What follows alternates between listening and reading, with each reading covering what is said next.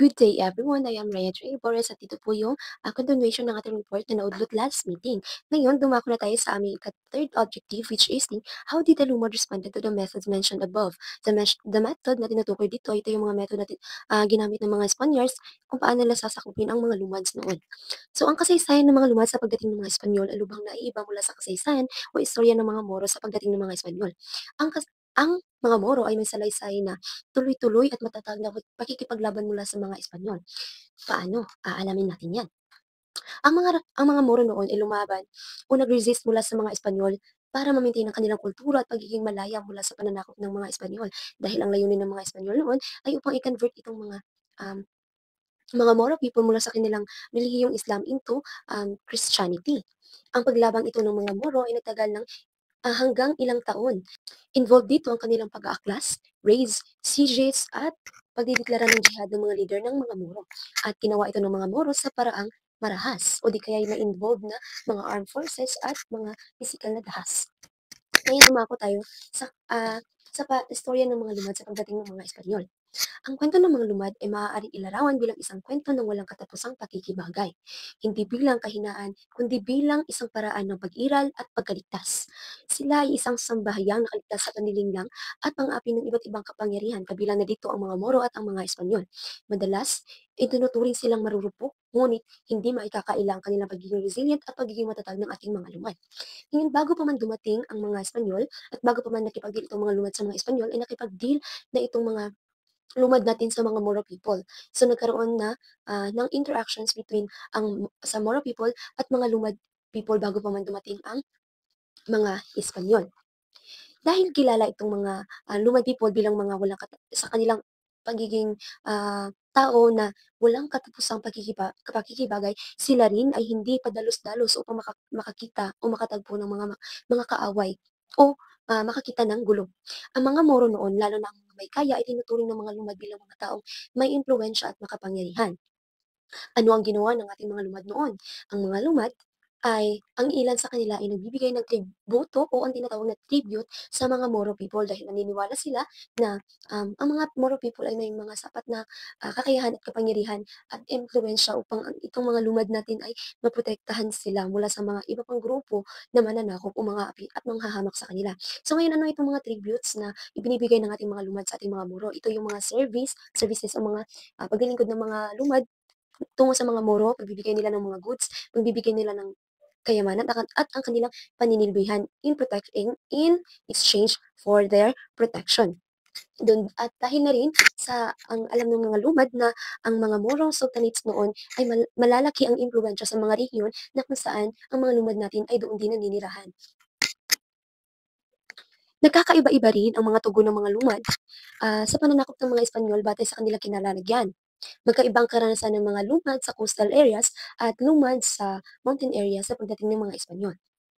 Ah, Nagpapakita ito ng sari-saring paraan ng pagtugon na hinubog ng kanilang kapaligiran. So unahin natin itong mga lumad in coastal areas, ano ang kanilang ang mga naging tugon nila sa pagdating ng mga Espanyol.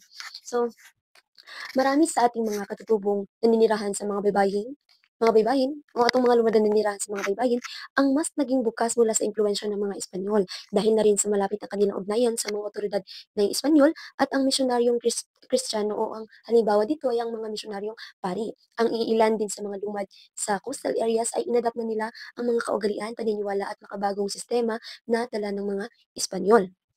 Yun ang mga naging tugon ng mga lumad mula sa coastal areas. Ngayon tumungo tayo sa mga lumads from mountain areas. Ano ang kanilang naging response sa pagdating ng mga Espanyol?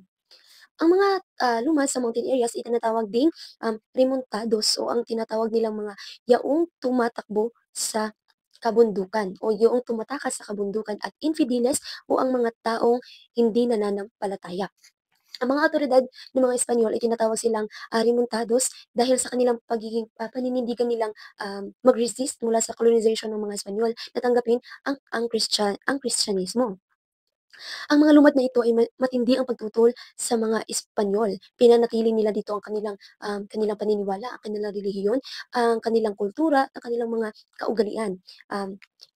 Sa katunayan yan, ang iilan sa mga lumad na ito ay sa kabila ng kanilang paninirahan sa bundok ay, sila ay mas tumungo pa sa malalayo at malalalim na, liblib na lugar ng mga bundok para lang makaiwas sa mga Espanyol. Kung tatawagin ang iba't ibang tugon ng mga lumad sa pananakop ng mga Espanyol, ay maaaring ilarawan ang mga ito bilang sa kanilang pakikibagay, tinatawag ito bilang kanilang pagiging malikhain. Sa paglaban naman sa iba't ibang anyo ng paglaban at, pag-urong, pag-aaklas at di marahas na anyo ng paglaban o ang paglaban ng patago o palihim at ang panlilinlang na kung saan maihahalimbawa nito ang nangyari sa Caraga at sa Butuan at ang huli ay ang pagganti. Ngayon kung interesado kayo sa panlilinlang na nangyari sa, Caraga at Butuan, ito ang nangyari. Sa Caraga at Butuan, ang mga luma doon ay, habang ina-adapt nila ang mga teachings ng, Christianity or Kristyanismo, pinapanatili nila ang kanilang pagiging lumad. Pina-practice pa rin nila ang kanilang mga kaugalian bilang mga katutubong tao.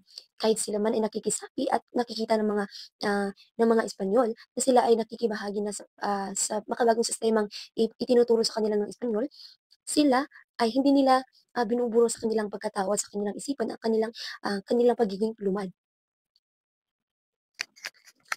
Mahalagang tandaan na mula pa noong ika-16 na siglo hanggang sa kasalukuyan, ang mga lumad maliban na lamang marahil sa makasaysayang Mandaya ay tinuturing silang, mahina sa aspetong militar, pulitikal, demograpiko at kumpara sa mga nangingibabaw na grupo tulad na lamang ng mga Moro, tulad ng Maguindanao at Meranao, mga Espanyol o maging ang mga Pilipino noong ika-12 siglo. So ngayon bakit sinasabi dito na maliban sa marahil sa makasaysayang, Mandaya dahil ang mga Mandaya o mga lumad na Mandaya ay they have their strong traditional governance and cultural identity. Ang mga pinuno at matatanda ang siyang nagpapatupad ng kanilang mga laws, kanilang mga batas at mga tradisyon. Sila rin ang may mga kapangyarihang lumutas ng mga alitan sa pagitan ng mga kasapi ng komunidad.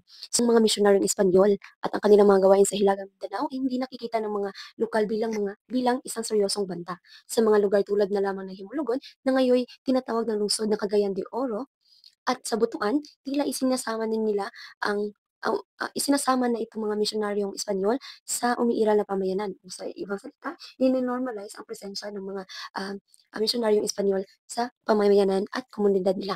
Ang mga katotohanan ng maraming lumad maliban na lamang sa kilalang halimbawa ng mga Caraga ang tumanggap sa mga misyonero at kusang-loob na naging Kristiyano ay nagpapakita na taliwas sa kanilang paniniwala, hindi agad kinamungkian ng mga Espanyol at hindi rin agad nakita ang Kristyanismo bilang isang seryosong banta sa hilagang bahagi ng Mindanao. Isinulat pa ni Sturz na ang mga manubo sa hilagang silangang Mindanao ay kumikilos ng mapayapa kasama ng mga Espanyol. Ngunit tiyak na hindi ito totoo pagdating sa karatig nilang tribo. Hinarap ng mga Bukidnon at Manubo ang bagong presensya ng mga Espanyol sa kanilang kabundukang rehiyon, hindi sa pamamagitan ng tahasang pagtanggi o pagtanggap o di kaya pagdepende sa mga Espanyol, kundi paggamit hangga't maaari ng mga malikhaing paraan ng pakikibagay. Noong dumating ang mga paring Jesuita upang sila gawing Kristiyano, tinanggap sila ng mga Bukidnon sa pamamagitan ng pagbibigay puwang sa mga pari sa hanay ng kanilang mga baylan o ang kanilang mga katutubong albularyo o espirituwal na mga pinuno, sa pagkilala rin sa Diyos bilang kasama o kabilang sa kanilang mga diwata at pagturing kina Kristo at sa mga santo bilang kabilang sa kanilang mga, ah, engkanto o mga di nakikitang espiritu. Tumugon itong mga Bukidnon at naluwas sa mga puwersa ng pagbabago, hindi sa pamamagitan ng lubos na pagtanggap ni lubos na pagtanggi. Totoo, unti-unting inangkop sila ng mga bagong seremonyang Espanyol tulad na lamang ng misa, pasyon, pagpapasakit kay Kristo at pista sa kulturang Hispanisado ng kanilang mga kalapit na, kapatagan. Ngunit pinagsikapan nilang mapanatili ang kanilang pagiging, um, ah, lumad sa mundo ng Hispaniko at sa lumang mundong kanilang kinabibilangan ang mundong pre-Hispaniko. Kaya't naninirahan sila sa mga reductionist o ito yung tinatawag nating mga pamayanang itinatag para sa mga bagong Kristiyano, alinsunod sa kautusan at kagustuhan ng mga opisyal at paring Espanyol. Ngunit patuloy ding inaalagaan ang kanilang mga tulugan, o ito yung mga tradisyonal na bahay nila sa kagubatan. Nagtanim sila ng mga bagong bukidin sa Talambas, ngunit madalas na bumabalik sa kanilang mga keinginan at kabundukan. Tinanggap nila ang mga bagong pangalan na binigay sa kanila ng mga paring Sweta. Subalit, ginagamit pa rin nila sa kanilang sa kanilang pagkikipagkomunikasyon sa isa't isa ang kanilang mga katutubong pangalan at ang kanilang wikang lumad na kanilang kinagisnan. Ang kanilang mga pinuno ay tumanggap ng mga titulong pinagkaloob sa kanila ng mga Espanyol tulad na lamang ng Maestro de Campo at Kapitan, ngunit nananatiling datos sa sarili nilang bayan. Karamihan sa kanila ay ikinasal ng 2 beses. Isang beses sa ilalim ng seremonya ng Romano Katoliko at isang beses sa kasal ng tradisyon na ritual ng kasal ng Bukidnon at ng Manubo at yaong mga matatagal na nakipagkalakalan sa magkabilang panig.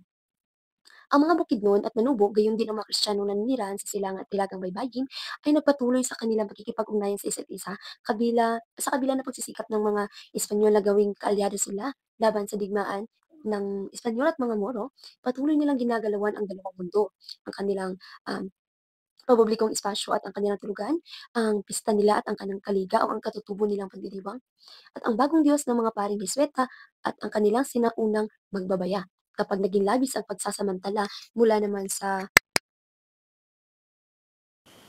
ah, Kapag naging labis ang pagsasamantala mula man sa ang panig, hindi sila nagsimula ng digmaan ni humingi ng tulong sa mga Espanyol. Sa halip, sila ay umuurong pabalik sa mga gubat na kung saan sila ay nagmula. Sa gubat ng kanilang kanlungan, iniwan ang mga reductionist at tubos itong ikinabibigo ng mga guro nilang Espanyol. Ipinapakita lamang ng mga tugong ito ang pakalahatang pagtangkilik ng mga lumad sa dimarhas na pamamaraan. Mas pinipili nilang iwasan ang gulo kaysa harapin ito. Umurong sila sa labanan kaysa makipag-away ang mas at makipagsundo o makibagay sa kanilang mga kapitbahay, maging ito man ay Kristiyano o Moro. Yun lamang po at maraming salamat.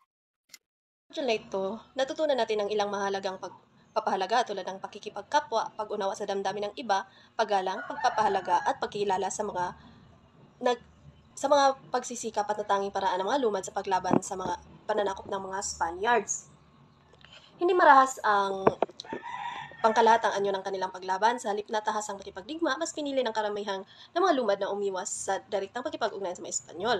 Isa itong tahimik pero matatag na uri ng paglaban, isang uri na pagpayag sa kolonisasyon sa pamamagitan ng pag-iwas at pagpapanatili ng sariling kultura at pamumuhay. Gayunpaman, kinilala rin ng module na may ilang mga lumad tulad ng Mamandaya at Caraga na piniling lumaban. Kahit na sila'y kulang sa armas, kaalaman at kakayahan upang tumapat sa mas organisadong pwersa ng mga mananakop. Ipinapakita nito ang kanilang katapangan at gugustuhang ipaglaban ang kanilang kalayaan at karapatan, gaan man kahirap ang laban.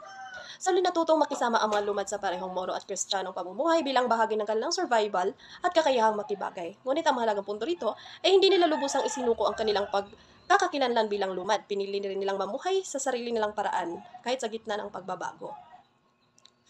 Minsan, ang pananahimik at ang panatili sa sariling paniniwala isang anyo ng matapang ng pagtutol. Dapat nating kilalanin at pahalagahan ang kanilang desisyon, sakripisyo at ang kanilang tahimik, ngunit makapangyarihang paraan ng paglaban.